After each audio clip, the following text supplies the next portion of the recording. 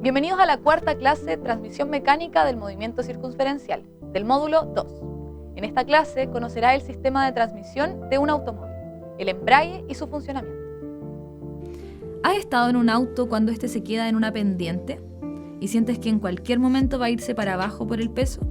Bueno, para que esto no suceda, el auto debe ser capaz de aplicar una gran fuerza en la partida.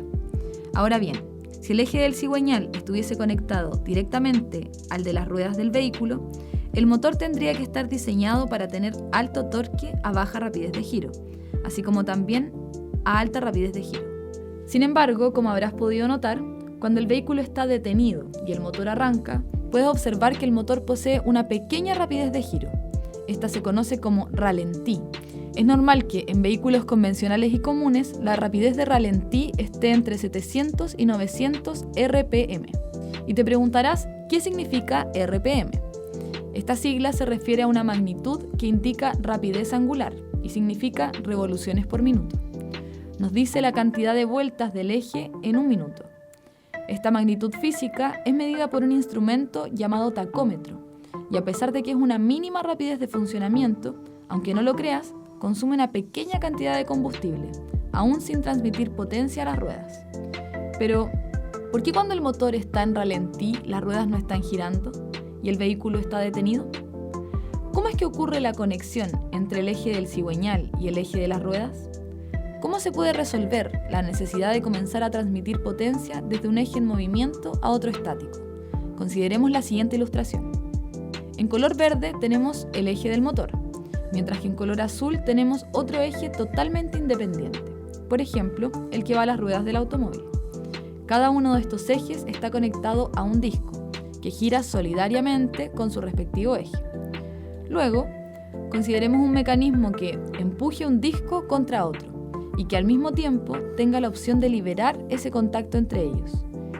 Mediante estos dos principios muy básicos funciona un embrague, es decir, es un mecanismo que es capaz de conectar y desconectar dos ejes independientes mediante el contacto de dos discos. Ahora bien, consideremos la necesidad de arranque. ¿Qué quiere decir esto?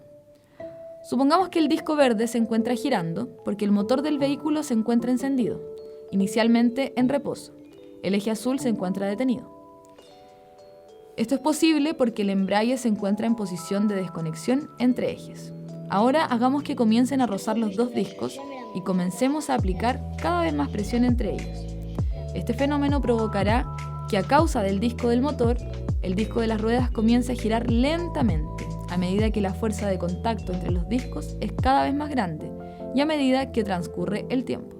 Si esperamos un tiempo suficiente, ambos discos alcanzarán la misma rapidez angular, dejará de existir deslizamiento entre los discos y los dos ejes girarán a la misma velocidad angular, permitiendo que al acelerar el motor se provoque una rapidez mayor en el vehículo.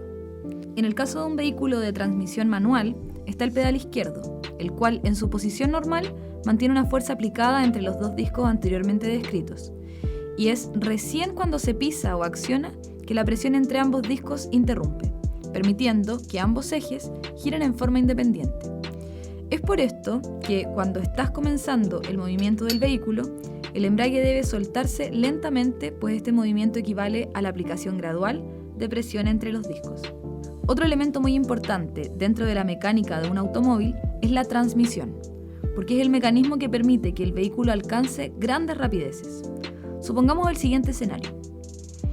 Si el vehículo solo tuviera el pedal de embrague, freno al medio y acelerador a la derecha, ocurriría algo como lo siguiente. Aceleramos un poco el motor, soltamos el embrague para conectar el eje del motor con las ruedas y luego seguimos acelerando. Observaríamos que el velocímetro del automóvil indicaría unos 20 km por hora. Cuando el tacómetro indique unas 3000 RPM, tendríamos una sensación de que el motor no tiene la capacidad de lograr una mayor velocidad.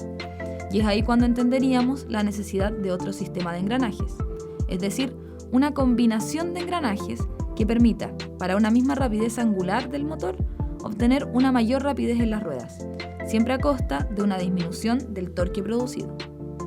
Esta función es realizada por el sistema de transmisión, que puede ser comandado por la palanca de cambios, que se encuentra normalmente entre los asientos del conductor y el copiloto.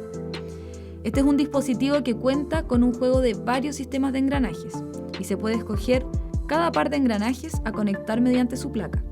De esta forma, volviendo a la situación anterior, en la que un vehículo se mueve a 20 km por hora con un tacómetro indicado de 3000 RPM, se puede pisar el embrague para desconectar el motor de las ruedas, escoger el nuevo par de engranajes para más rapidez de estas con la palanca, para luego volver a soltar lentamente el embrague y así conectar el motor nuevamente a las ruedas, pudiendo ahora mantener la rapidez lineal de 20 km por hora, pero a 1000 RPM del motor.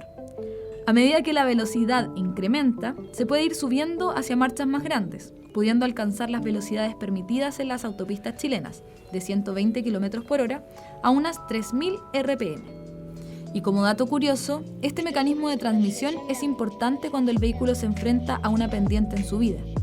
Este necesitará más torque, lo que obligará a moverse a una marcha más baja, para así poder lograr el torque requerido y mantener la rapidez en una pendiente. Finalizamos la cuarta clase del módulo 2. Espero que ahora, cuando vayas en un auto y sientas el aumento o disminución de la rapidez, puedas asociar los conceptos de transmisión y embrague, poder imaginar cómo están trabajando y logrando el objetivo de su construcción. Te invito a continuar con este viaje por el automóvil. En la siguiente clase conocerás en detalle el comportamiento de un automóvil y cada una de sus